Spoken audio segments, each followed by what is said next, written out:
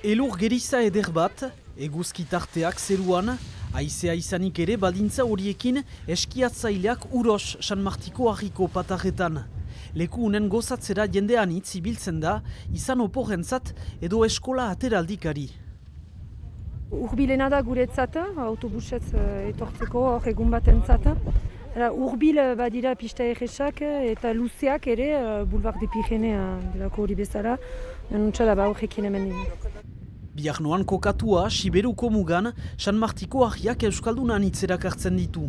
Iparaldetik baita gero eta gehiago hegoaldetik etortzen diren bezeroak. Zona berde hau esaten dena, Siberrientzat oso polita da, eta telesillak ere egokia dia umiekin Siberrientzako.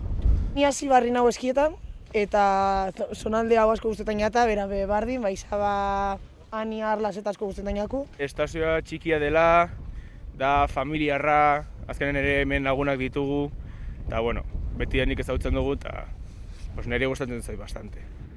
Eremuko arduradunek diote San Martiko harria Euskaldunen lehagunea dela, badu orain 10 bat urte autobusak proposatzen dituztela Gipuzkoa eta Nafarroako eskiatzaileentzat.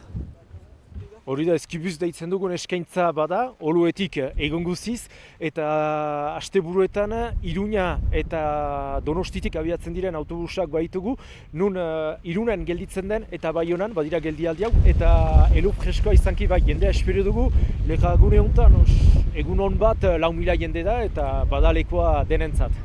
Eskola oporrak arrakastatsuak izan behar litaizke San Martiko harria baita Pirinioetako beste lehaguneentzat, jaz baino bilan hobeagoa egitekotan dira, bazuen aspaldi ez zutela elurra ukan ein hortan.